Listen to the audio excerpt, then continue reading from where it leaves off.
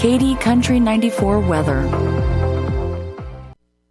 If you're looking for a pre-owned tractor to upgrade your operation, you'll find a wide selection at your local Landmark Implement. We'll work with you to find the right equipment for your needs at a price that's right for you, all backed by Landmark's extensive parts and service network.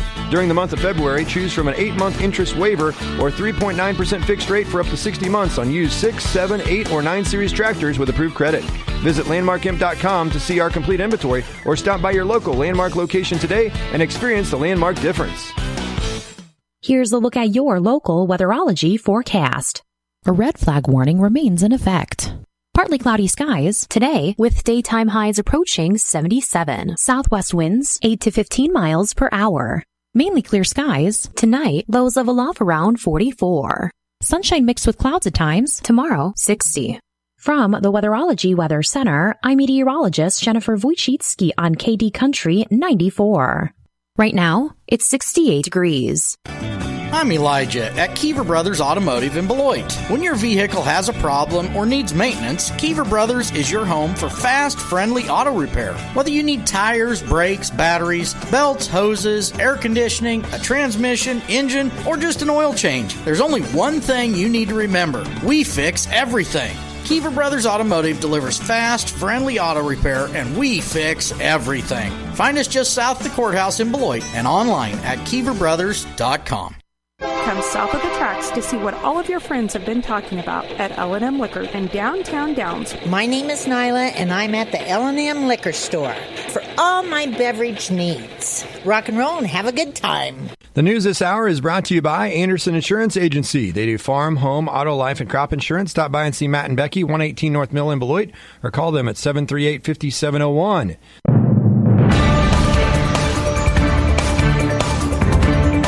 Keeping you informed, this is KD Country 94 and Z96.3 News. The Washington County Sheriff's Department has announced that Benjamin Ben Berger, who went missing from Washington County on February 17th, was found deceased on Thursday, February 22nd.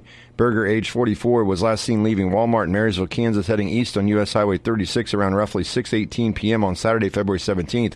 According to the Washington County Sheriff's Office, Berger had not been in contact with his family or friends since the afternoon of the 17th.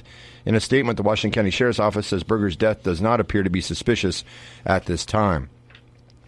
The Kansas Highway Patrol took more than $15,000 in cash from Barbara Reese in 1995 during a traffic stop. It took her 24 years, several claims against the government, and legislative outrage to get some of the money back. Reese and others like her were subjected to the state's civil asset forfeiture practice, one widely characterized as in dire need of reform. Civil asset forfeiture allows law enforcement agencies to seize cash and property they suspect was used in a crime. Critics of the practice say loose regulations have led to unjust seizures.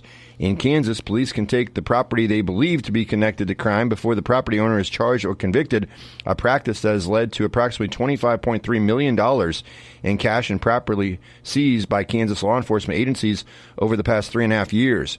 For certain agencies, this has devolved into a moral hazard where it's gone from being an effective crime-fighting tool to solving the case to now it's becoming a way we can make cash for our organization, said Senator Tom Holland, Democrat, Baldwin City, Thursday during Senate debate. Agencies will need to meet higher standards to keep taking these assets if lawmakers finalize approval of new legislation.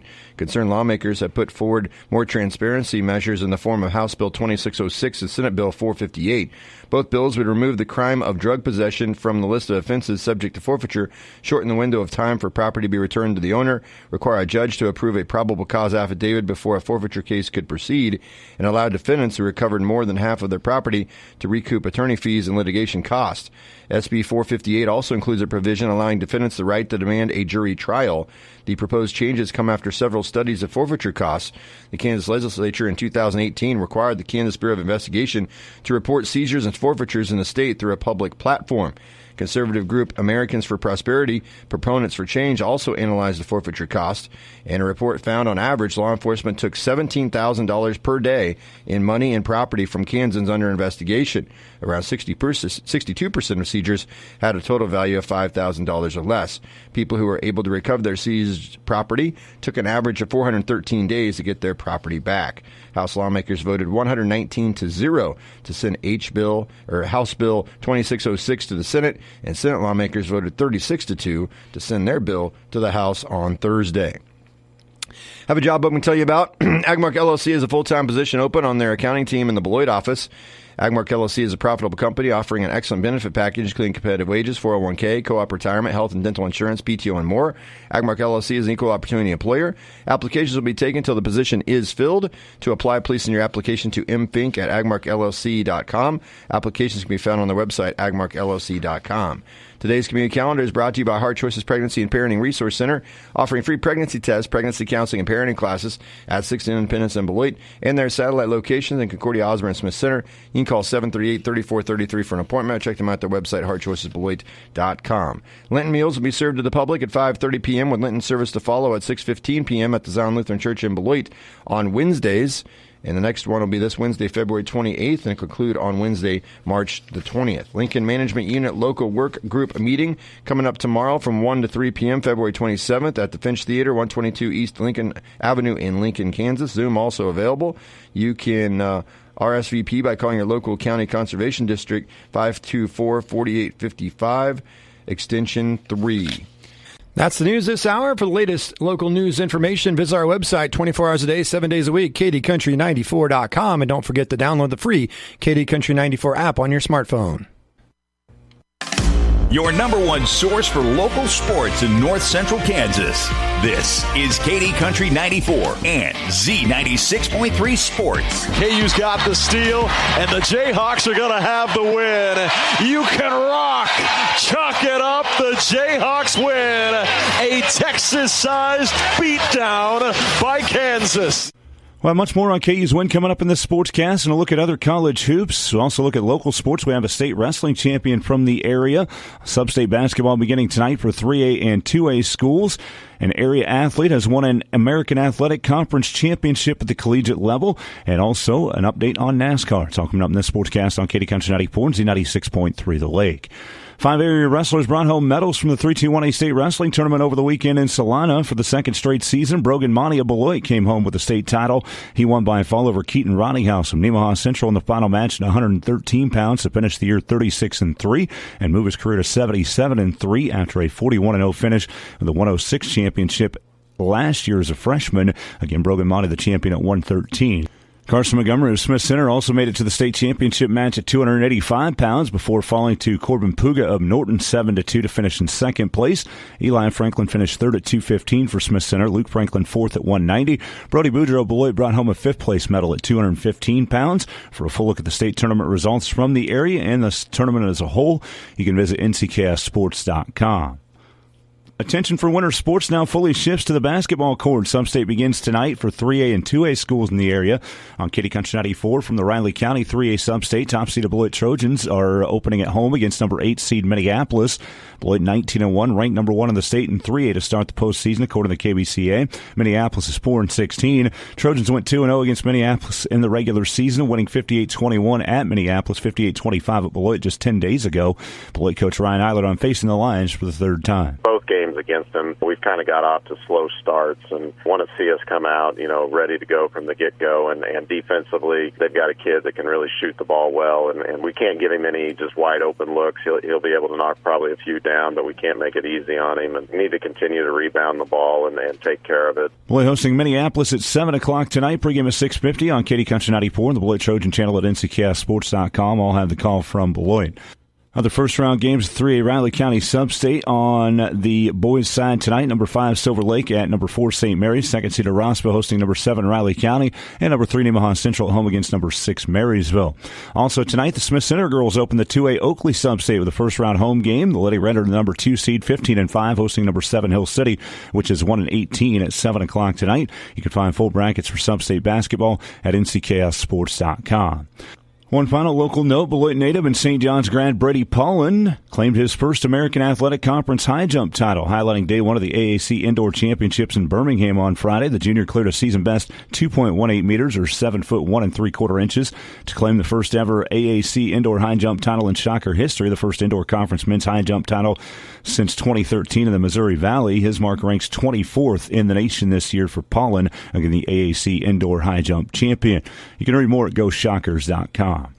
Well, as heard at the beginning of the sportscast, the 9th-ranked KU men's basketball team dominant in an 86-67 win over Texas Tech at Allen Fieldhouse on Saturday, trailing 13-12 at the 12.5-minute mark of the first half. Kansas finished the half 33-12, which included a 12-0 run at one point, leading 45-25 at half. KU never let Texas closer than 13 in the second half in the 19-point win. All five starters in double figures, led by Hunter Dickinson with 20. KJ Adams and Johnny Furphy each scored 16. DeJuan Harris scored 14, and in place of injured Kevin McCullough, Nicholas Timberlake added 13. KU coach Bill Self on that balance.